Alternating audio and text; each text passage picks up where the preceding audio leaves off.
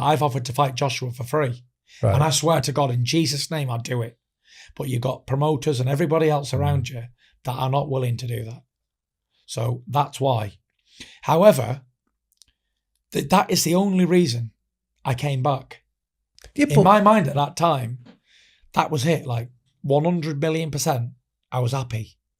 I vacated my Ring Magazine belt. I was 100% certain. I text Mauricio Suleiman, the head of the WBC. Right. He must think I'm a raver because he must have 8 messages from me, retirement messages, for the WBC vacating it, this, that and the other. Like, I had no intention of ever fighting again. So here's what happened. Why am I back? So I thought to myself, I've been away a long time and missed a lot of my kids growing up. I thought I'm going to spend time with my kids. I'm going to be happy driving around Morecambe. I'm going to be very happy going to my gym, doing a bit of training. And I just want to live a normal life. I just want to be left alone. And that lasted, I'd say, for about 2 months. And then I started thinking, I need boxing. I need that fight. I'm going to the gym twice a day, training anyway, running in the morning, boxing at night, and weights the next morning, boxing at night, trying to keep my weight down, trying to keep positive. And how long of that are you going to do before you're ready to fight again? I'm seeing Joseph Parker in my gym. Fight camps. Everyone's gearing up for big fights. And it's like, I have an addiction. I've got addictive personality. And I'm clearly addicted to boxing. And I can't let it go. And I always said to myself, like, how do these greats come back and end up losing 5, 6, 10 fights at the end of the career? Why didn't they just walk away? Now I know why. Because you can't walk away. You know the costs, though, the physical and... I know the physical risks. I know the costs. I know everything. However, I can't leave it alone. I'm addicted to fighting. And it's not even about anything now. It's not about titles. It's not about achievements. It's not about goals. Money. Thank God I've worked hard enough and I'm in a position where money is not an object anymore. But I must be sick in the mind because I love getting punched. I love punching. But that's where the damage is. It's in like the sparring where this memory loss isn't that fight with Wilder. That memory loss is in the camps over the years where you've been taking shots and things like that. So that's the cumulative effect. You know it. Yeah. So like the image I have in my mind. When you know in your heart that you should walk away, 100%, I know that I shouldn't be boxing. I should walk away. Because the image I've got in my head is Muhammad Ali fighting Larry Holmes when he's taking diet pills and it was tragic, wasn't it? Or Trevor Berbick in that car park in Bermuda, you know, that last fight. Yeah.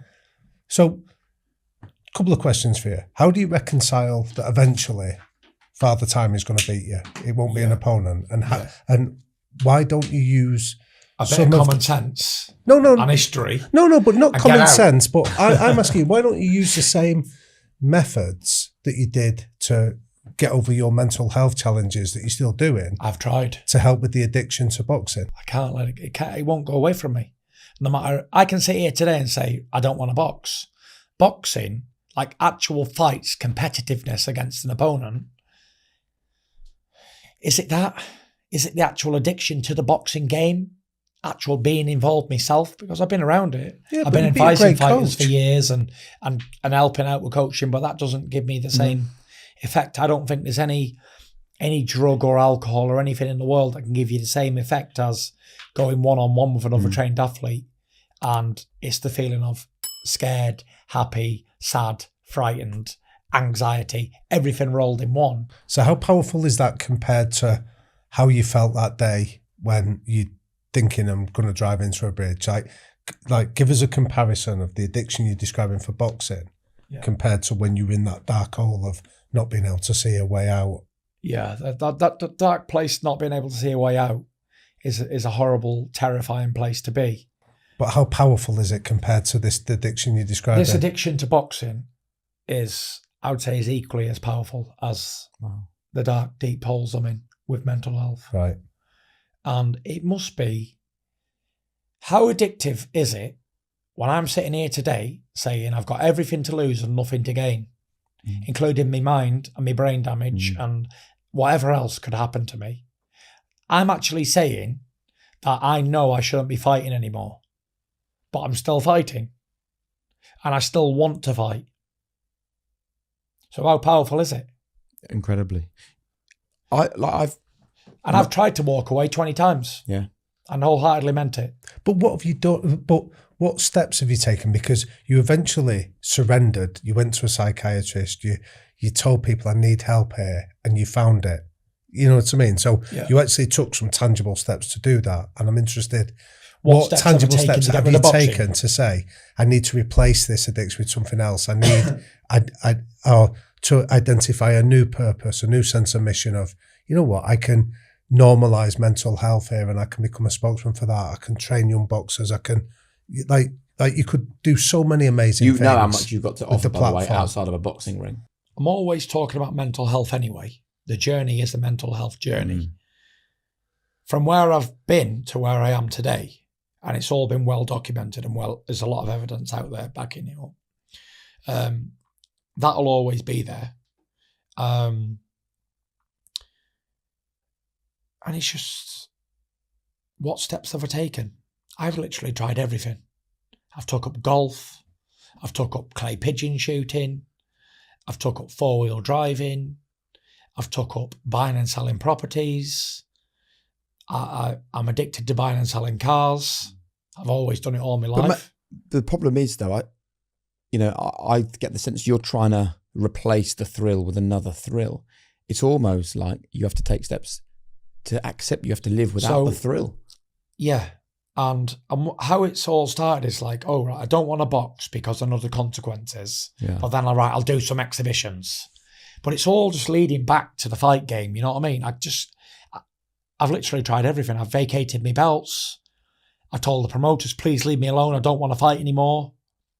And then the next day I'm like, no, I want to fight. No, I don't. Yes, I do. No, I don't. Yes, I do. But I know that I need this, and I'm going to get to that. Why? I went to Iceland recently, a few months ago, before the Joshua Usyk fight, all for a bit of banter with the film crew and to call out Thor and have a big old bit of a scrap in the ring and all that sort of stuff with the Game of Thrones guy. And while I was over there, I really realised that I was with my dad and with my mate Spence, and I felt like I do not want to be involved in boxing. Like, this is it. So I phoned up Mauricio Suleiman, sent him a nice message, and he FaceTimed me. And he said, my dear champion, this is fantastic. You're going out on top as a champion. I support anything you want to do. And I officially retired. I vacated the Ring Magazine belt. I officially vacated the WBC belt.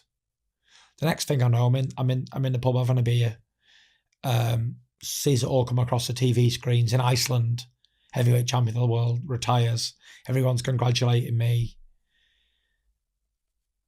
And I'm thinking, what the fuck have I just done? I felt like emptiness of being mentally unwell again. I felt down. I felt depressed. This is not the beer. I only had one beer at this moment.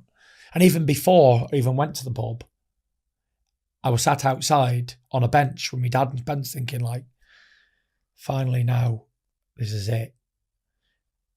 And I was down again. I was already depressed. I was depressed straight away. So this is the Klitschko moment Mark II then, isn't it? You scaled that mountain and saw the emptiness on the other side. Yeah, and here I am, retiring again. And you see the emptiness. And there it is, empty and hollow again. I'm sat there thinking, what now?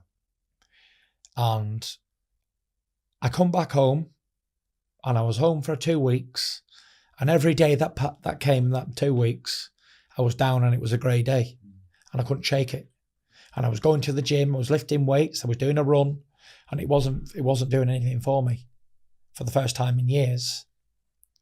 And then as soon as I made up my mind I'm going to come back and fight Usyk or Joshua, I feel great again.